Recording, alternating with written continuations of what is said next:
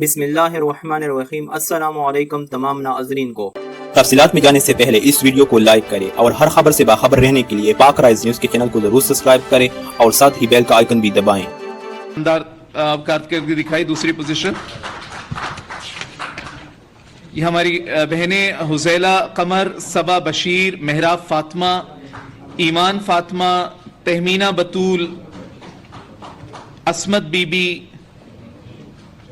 ہمنہ be be, میزان be be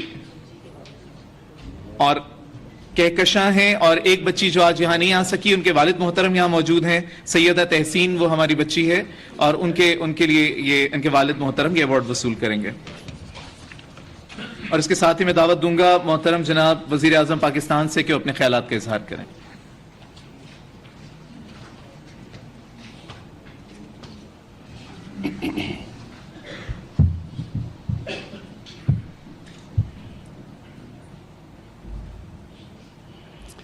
بسم اللہ الرحمن الرحیم۔ ایاک نعبد و ایاک نستعین۔ میں سب سے پہلے تو کیونکہ آج مدارس کے ہمارے علماء بھی ہیں اور ہمارے اسٹوڈنٹس بھی ہیں، طالب علم بھی ہیں، میں سب سے پہلے آپ کو ایک چیز بتا دوں کہ نبی صلی اللہ علیہ وسلم نے سب سے زیادہ زور تعلیم پہ دیا تھا، اور انہوں نے کہا تھا اس وقت کہ چائنا بھی جانا پڑے علم حاصل کرنے کے لیے تو آپ کو جانا چاہیے۔ اور انہوں نے جو تعلیم کے اوپر زور دیا تھا، یہ آپ کو سب کو پتہ ہونا چاہیے کہ اس وقت مسلمانوں کے اندر بہت کم تعلیم تھی، اور جنگ بدر کے بعد انہوں نے کہا تھا کہ جو قیدی واپس کرتے تھے اس سے پیسے بھی لے سکتے تھے، ان کے جو گھر والے تھے وہ پیسے دیتے قیدی واپس کرنے پہ، پیسے بھی لے سکتے تھے، لیکن انہوں نے کہا جو 10 مسلمانوں کو پڑھا لکھا دے گا وہ واپس جا سکتا ہے پیسے کے بغیر، یعنی کہ ترجیح دی تعلیم کو، پیسے نہیں تھے مسلمانوں کے پاس تک، اور کیونکہ انہوں نے لوگوں کے ذہنوں میں ڈال دیا تھا کہ تعلیم کے بغیر ایک معاشرہ اوپر نہیں جا سکتا، تو وہ جو تعلیم کے پیچھے وہ قوم، وہ جو مدینہ کی ریاست کے اندر وہ لوگوں کی خواہش ہوئی، تو 700 سال تک دنیا کے سارے ٹاپ سائنسدان مسلمان تھے۔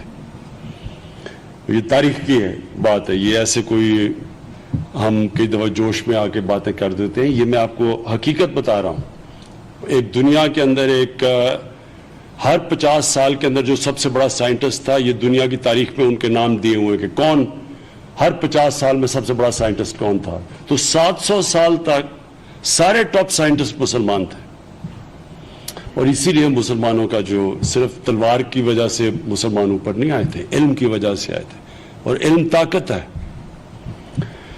اور یہ آپ حیران ہوں گے سن کے کہ جب انگریز نے حکومت شروع بھی کر دی اور مسلمان کمزور بھی ہو گئے ہندوستان میں، تو جو 1815 میں انگریز لکھتا ہے، جو گورنمنٹ کالج کا پہلا پرنسپل تھا، وہ کہتا ہے کہ جو دلی کے جو 2 ٹاپ مدرسے تھے ان کی سٹینڈرڈ جو اس وقت دلی کالج انگریزوں نے بنایا تھا اس سے زیادہ اوپر تھی، اور ان مدرسوں کی سٹینڈرڈ آکسفورڈ کیمبرج کے مقابلے میں تھی۔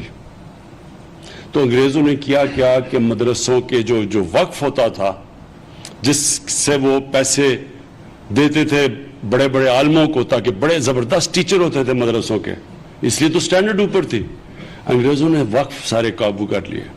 اور ایک انسان کا صرف ایک پیسہ بنانا پہلو نہیں ہے کہ آپ اس کو وہ پڑھا دیں تعلیم تاکہ وہ اچھی نوکری لے کے پیسہ بنانا شروع کر دے۔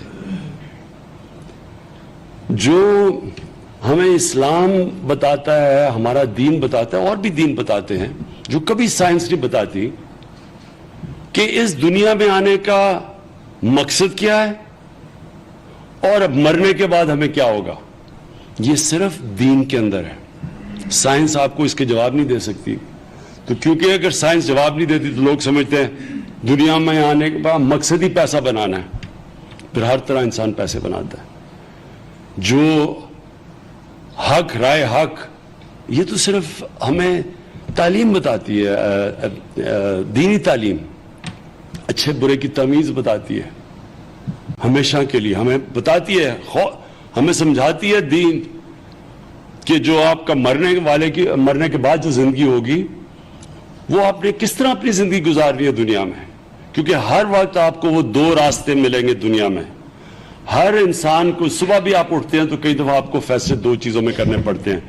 ایک وہ جو آپ نماز میں مانگتے ہیں کہ اللہ ان کے راستے پہ لگا جن کو تو نے نعمتیں بخشی، ایک وہ راستہ ہے، اور ایک وہ راستہ ان کا راستہ نہیں جو تباہی کا راستہ ہے، جو شیطانیت کا راستہ ہے.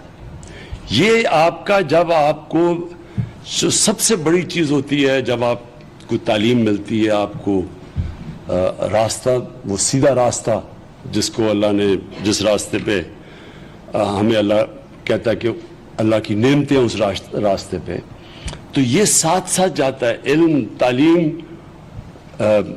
انسانیت جو ہمیں دین سکھاتی ہے. اس لیے ہم نے یہ فیصلہ کیا کہ ہم اپنے جو مدرسے میں ہمارے بچے پڑھتے ہیں ان کو ہم دین بھی ساتھ سکھائیں، اور ساتھ ساتھ ان کو پھر ہم موقع دیں کہ وہ کچھ بھی بن سکیں. اب علامہ اقبال تھے جس نے سب سے زیادہ، علامہ اقبال نے لوگوں کی طرف، پڑھے لکھے مسلمانوں کو اسلام کی طرف لے کے آئے تھے، کیونکہ ایک طرف مغربی تعلیم تھی، متاثر ہو گئے لوگ مغربی تعلیم سے، کیونکہ مغرب ساری دنیا پہ چھا گئی، تو لوگ سمجھے کہ وہ جو مغرب چھا گئی تو جو مغرب کہتی ہے وہی ٹھیک ہے. اس کا مقابلہ علامہ اقبال نے کیا. اور کیسے؟ انہوں نے پہلے مغربی فلسفے سارے پڑھے، قرآن کی ان کو سمجھ تھی، انہوں نے پوری اسلام کی تاریخ ان کو پتہ تھی. پھر جو علامہ اقبال کی شاعری تھی، انہوں نے جو مغرب اور موازنہ کیا، ان کی طاقت کیا ہے، مسلمانوں کی طاقت کیا ہے، آج مسلمانوں کی کمزوری کیا ہے، اور ان کی مغرب تہذیب کی کمزوری کیا ہے. وہ صرف وہ کر تب سکے جب انہوں نے مغربی فلسفے بھی پڑھے. اس لیے ہماری کوشش اب یہ ہے کہ جو ہم انشاءاللہ اب اپنی تعلیم کو آہستہ آہستہ، یہ جو کریکولم کمیٹی بنائی ہوئی ہے شفقت محمود، اور میں آپ کو مبارک دیتا ہوں اس کا، ہماری اب یہ کوشش ہوگی کہ پورا ایک جو پاکستانی نوجوان ہو، یہ ایک پوری طرح ایک آل راؤنڈڈ انسان، آل راؤنڈر نکلے. اس کے اپنے دین کی بھی سمجھ ہو، اسلام کی تاریخ کی بھی سمجھ ہو، اس کو مغربی سائنسز جو آگے ہمارے سے نکل گئے ہیں اس کی بھی سمجھ ہو، اور وہ پھر نکلے گا جس کو میں کہتا ہوں کہ پاکستانی، وہ پاکستانی جو اپنا مقصد سمجھے گا کہ ہم، یہ ملک کسی مقصد کے لیے بنا تھا، کوئی باقی سارے، یہ واحد ملک تھا جو اسلام کے لیے بنا تھا. اور جو ہمارے نظریاتی رول ماڈل، جو ہمارے جس کو ہم سمجھتے ہیں کہ جن کو ہم فالو کرتے ہیں، تو قائد اعظم ہے نا ہمارے پولیٹیکل رول ماڈل. جو لیڈر کیا ہوتا ہے وہ قائد اعظم تھے. پھر جو نظریاتی ہمارے رول ماڈل تھے وہ علامہ اقبال تھے. اور میں یہ ضرور کہوں گا شفقت کہ آپ نے اقبالیات ضرور پڑھانی ہے لوگوں کو، کیونکہ جو علامہ اقبال کی جو تجزیہ ہے مغرب، یعنی جب آپ اقبال کو سمجھ جاتے ہیں، علامہ اقبال کو، تو آپ سمجھ جاتے ہیں کہ ہماری طاقت کیا ہے، مسلمانوں کی طاقت کیا ہے. وہ کیا وجہ تھی کہ نبی صلی اللہ علیہ وسلم کے دنیا سے پردہ کرنے کے بعد 30 سال بعد موراکو سے لے کے تو وہ مسلمان ہندوستان سے لے کے سینٹرل ایشیا پہنچ گیا تھا. اتنی تیز کیا چیز تھی؟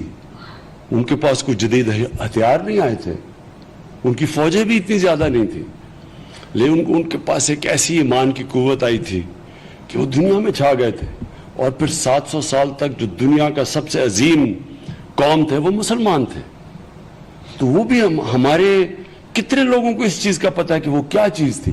اس کی بھی ریسرچ ہمیں کرنی چاہیے. میں یہ چاہوں گا کہ ہماری یونیورسٹیز میں ہمارے بچوں کو پڑھائیں تو صحیح کہ کیا چیزیں تھیں، کیا وجہ تھی، کیا وہ آگ لگی تھی کہ وہ ساری دنیا میں پھیل گئے، سب ان کے سامنے بڑی بڑی سپر پاور گھٹے ٹیک گئے.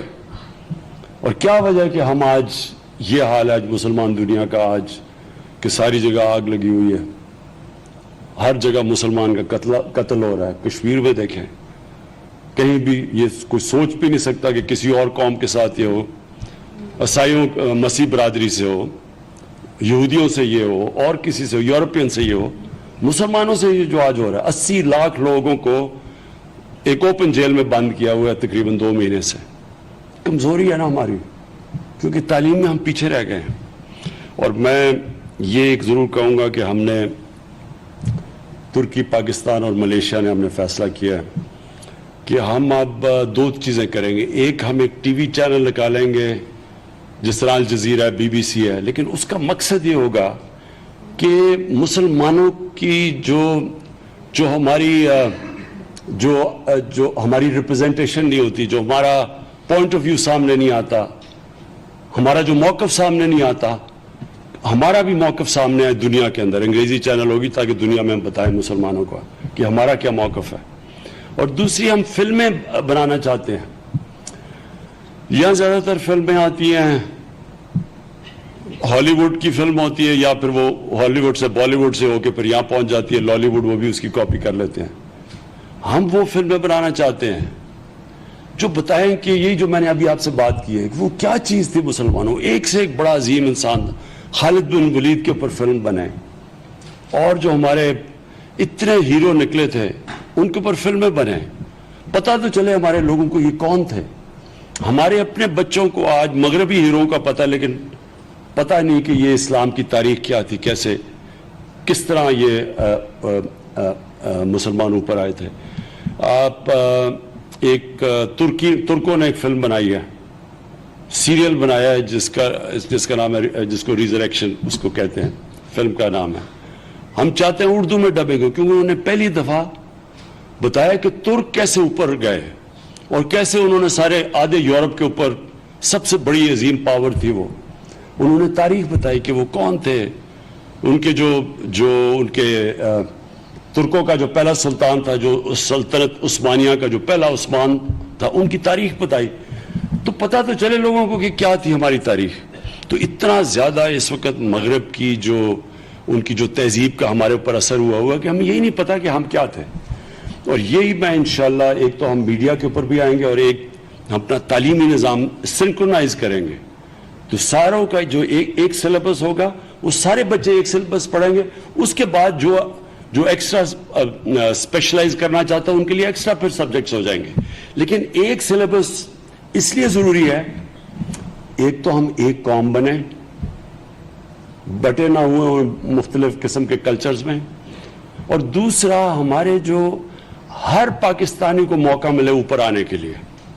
इस वक्त जो हमारा सिस्टम है, इसमें अक्सरियत ऊपर ही नहीं आ सकती, अच्छी अच्छी नौकरियां उनको नहीं मिल सकती। यहाँ जो अच्छी अच्छी नौकरियां, पैसे वो इंग्लिश मीडियम के बच्चों को मिलती हैं, उनको वो मॉडर्न एजुकेशन दे देते हैं, और बाकी जो हमारे बच्चे हैं उनको मौका ही नहीं मिलता ऊपर आने का। तो हमारा ये कोशिश ये है कि हमारे तालीमी निज़ाम में जो भी अब हमारा निज़ाम बनेगा, आहिस्ता आहिस्ता, ये मुश्किल काम है क्योंकि इसको बड़ी मेहनत से तबाह किया गया था। अब हमने इसको फिर से ठीक करना है, इसको खड़ा करना है। इसमें टाइम लगेगा, लेकिन हमें अपना मकसद पता है क्या है। और मैं फिर से कह रहा हूं कि एक सारे हमारे हर गरीब से गरीब घराने के बच्चे को मौका मिले मुल्क में ऊपर आने, मेहनत करे। जो वो आयत पढ़ी थी शुरू में कुरान की, जो मेहनत करे वो ऊपर आ सके, और एक कौम बन के हम निकले। तो सारी दुनिया में जब पाकिस्तानी हो तो सारी दुनिया कहे कि हाँ ये देखे पाकिस्तानी है, पहचान हो पाकिस्तानी। शुक्रिया दोस्तों, इस वीडियो को लाइक, शेयर करें और पाक राइज न्यूज़ के चैनल को जरूर सब्सक्राइब करें और नीचे कमेंट सेक्शन में अपनी राय जरूर दें।